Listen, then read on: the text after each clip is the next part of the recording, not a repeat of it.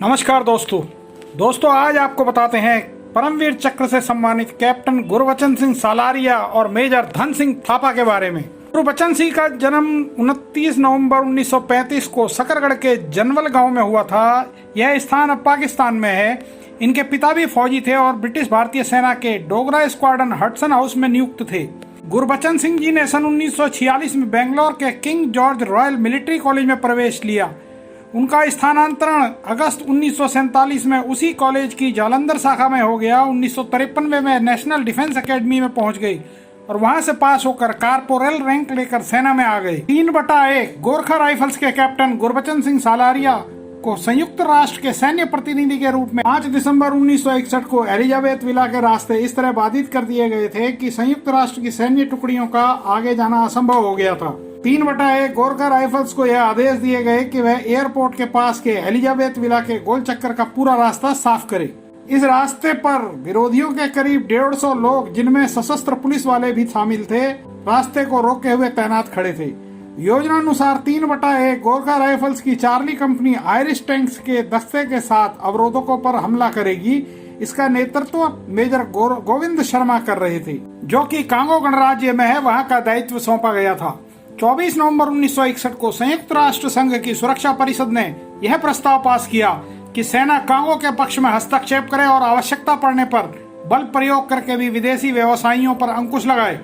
संयुक्त राष्ट्र के इस निर्णय से सॉम्बे के व्यापारी भड़क उठे और उन्होंने संयुक्त राष्ट्र की सेनाओं के मार्ग में बाधा डालना शुरू कर दिया।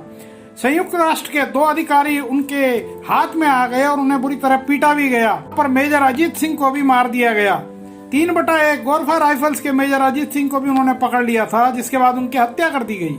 इन विदेशी व्यापारियों और विद्रोहियों का मंसूबा था कि एलिजाबेथ विला के मोड़ से आगे का रास्ता सारा बंद कर दिया जाए। संयुक्त राष्ट्र की सैनिक टुकड़ों से वहां रास्ते बंद करके ही निपटा जाए। Captain Gurbachan Singh Salaria airport site से आयरिश टैंक दस्ते के साथ धावा बोलेंगे, जिससे विद्रोहियों को पीछे हटने का मौका न मिल सके। कैप्टन सिंह की ए कंपनी के कुछ जवान रिजर्व में रखे गए थे। उनकी रॉकेट लॉन्चर टीम ने विद्रोहियों की बख्तरबंद कारों पर हमला कर दिया और उन्हें नष्ट कर दिया। इस अप्रत्याशित कदम ने पृथकतावादियों को भ्रमित कर दिया और उनके पुनः एकत्रित होने से पहले ही 40 लोगों को खुखरियों से ही मार गिराया। हमले के दौरान कैप्टन सालारिया को 2 गोलियां लगी, वे उनकी गले में लगी थी और वह वीरगति को प्राप्त हो गए।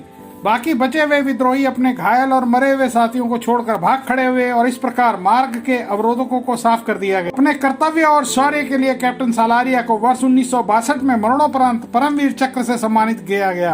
अदम्य साहस और शौर्य के प्रतीक कैप्टन सालारिया को नमन। दोस्तों अब आपको बताते हैं मेजर धन सिंह थापा जी के बारे में। धन सिंह थापा का जन्म 10 अप्रैल 1928 को शिमला में हुआ था और 28 अक्टूबर 1949 को वह एक कमीशन्ड अधिकारी के रूप में भारतीय सेना की 8वीं गोरखा राइफल्स में शामिल हुए। वे एक सम्मानित नेपाली मूल के भारतीय सैनिक थे। चीनी घुसपैठ के जवाब में भारत सरकार ने फॉरवर्ड पॉलिसी को लागू किया। चीन के सामने कई छोटी छोटी पोस्टों की स्थापना करने की योजना भारत द्वारा बनाई गई। 21 अक्टूबर 1962 को चीन में पैनगोंग झील के उत्तर में सिरिजाप और यूल पर कब्जा करने के उद्देश्य से चीनी सेना ने घुसपैठ शुरू की। उस समय भारत इस स्थिति के लिए तैयार नहीं था। भारत के प्रधानमंत्री पंडित जवाहरलाल नेहरू उस समय अंतर्राष्ट्रीय स्तर पर शांति दूत माने जाते थे और वे समझते थे कि चीन उन पर कभी हमला नहीं करेगा। लेकिन चीन भारत की शांति की नीति का पक्षधर होते हुए भी अपनी विस्तारवादी कुटिल नीति भी साथ ही लागू कर रहा था। धन सिंह थापा की कमान में 8 गोरखा राइफल्स की प्रथम बटालियन की डी कंपनी को सिरिजाप पर चौकी बनाने का आदेश दिया गया। पैनगोंग झील के किनारे सिरिजाप, जो कि लगभग 48 वर्ग किलोमीटर तक फैला हुआ था, पर मेजर थापा को एक भारतीय चौकी बनानी थी, जबकि चीनी उस समय तक लद्दाख में बहुत सारी चौकियां पहले से ही बना चुके थे। मेजर थापा की डी कंपनी और अधिकारी सूबेदार गुरंग उनके साथ थे।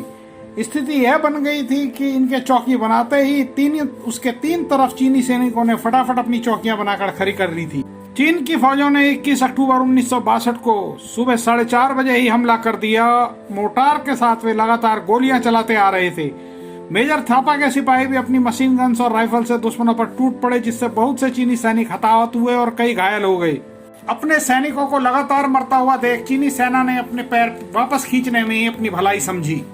चीनी सैनिक भले ही इस हमले में नाकाम हो गए, लेकिन उन्होंने अपनी जिद नहीं छोड़ी थी। कुछ घंटों के इंतजार के बाद चीनी सैनिकों ने एक बार फिर अपनी सेना एकत्रित की और पहले से अधिक ताकत के साथ इंडियन आर्मी की इस चौकी पर हमला बोल। इस बार भी चीनी सैनिकों को मुंह की खानी पड़ी। लगातार 2 बार मुंह की खाने के बाद चीनी सेना अब बड़े हमले की तैयारी की साजिश तैयार कर रही थी।